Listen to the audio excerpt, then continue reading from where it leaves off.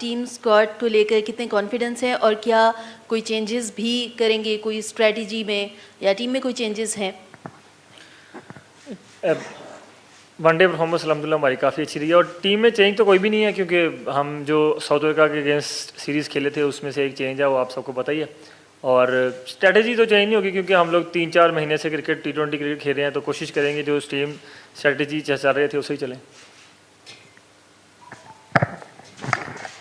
अस्सलाम वालेकुम सलमान, बहुत बहुत मुबारक हो आपको वनडे सीरीज़ जीतने पर। ये जो सीरीज़ शुरू हो रही है ट्राई नेशन सीरीज़, इसमें आप क्या समझते हैं, कौन सा कॉम्बिनेशन सबसे बेहतर नज़र आ रहा है आपको?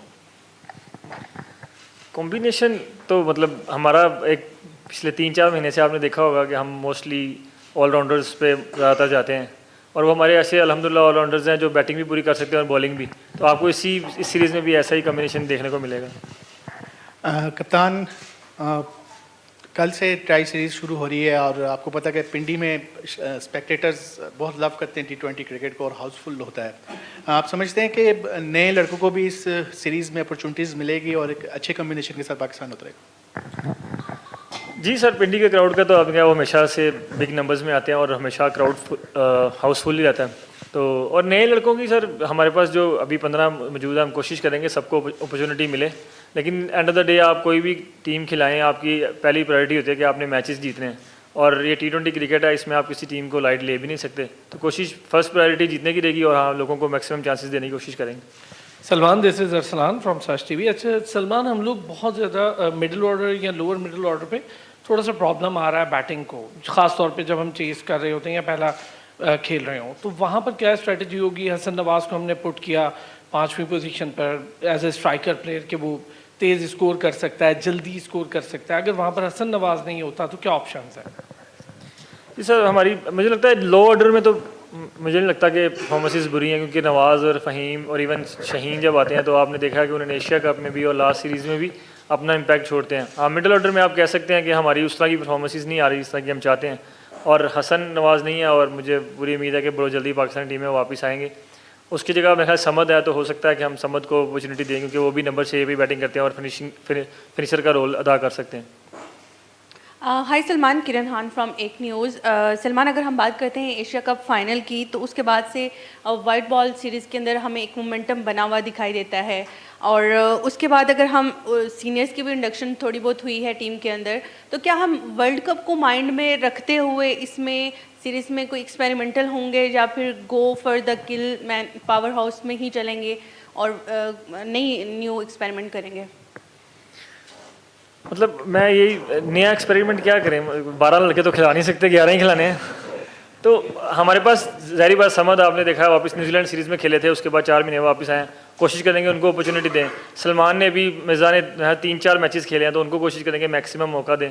और वाइट बॉल की क्रिकेट अभी हम पिछले मतलब आप देख लें कि साउथ अफ्रीका सीरीज़ और श्रीलंका सीरीज़ हम अच्छा खेल रहे हैं। कोशिश करेंगे कि उसी मोमेंटम को यहाँ भी कैरी करें, और जो भी सीरीज़ अभी आएंगी वो प्रिपरेशन उसकी वर्ल्ड कप की है, तो हमने उसको ही मद्देनजर रखकर उसी की तरह क्रिकेट खेलने की कोशिश करनी है।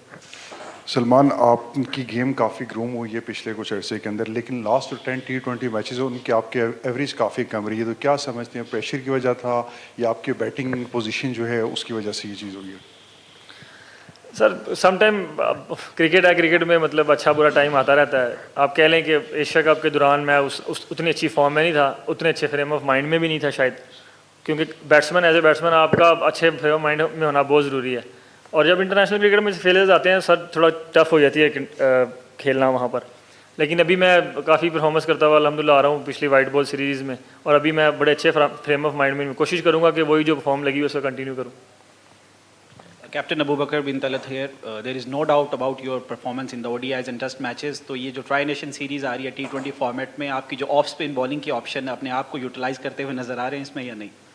बिल्कुल, अगर लेफ्टीज बैटिंग पे होंगे तो ज़रूर करेंगे, क्यों नहीं करेंगे। और हम कोशिश करते हैं कि मतलब मैं और साइम मिलकर ही बॉलिंग करें, और समटाइम अगर किसी दिन पे वो अच्छी बॉलिंग कर रहा हो और वो थ्रू आउट बहुत अच्छी बॉलिंग करता हुआ आ रहा है, क्योंकि मुझे लगता है कि T20 में दोनों इकट्ठे बॉलिंग करना थोड़ा मुश्किल हो जाता है, क्योंकि आप दो इकट्ठे जो है ना वो कह सकते हैं कि बैटिंग ऑलराउंडर लगा नहीं सकते, क्योंकि वो ऐसा वहाँ पर T20 में इतनी फास्ट क्रिकेट चल रही होती है कि अगर एक ओवर इस तरह का हो जाए तो फिर मैच मसला हो जाता है।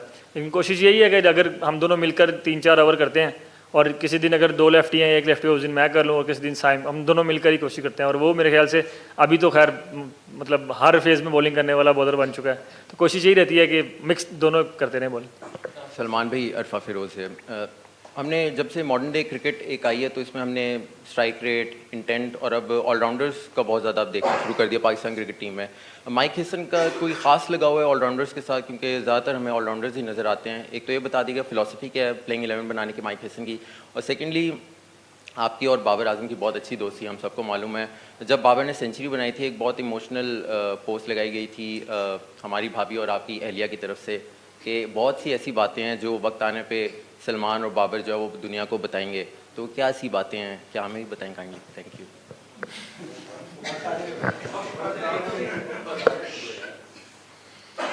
पहला सवाल क्या था आपका?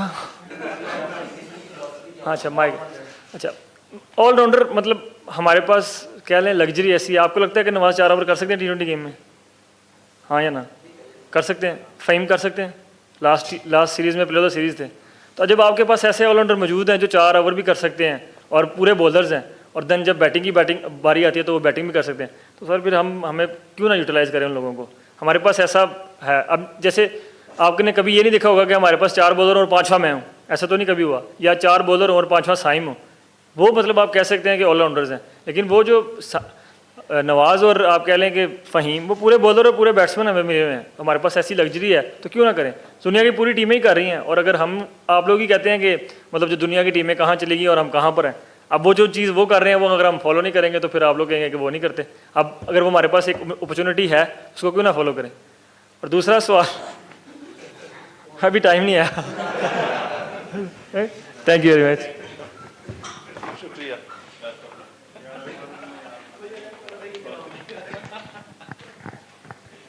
ठीक है जी।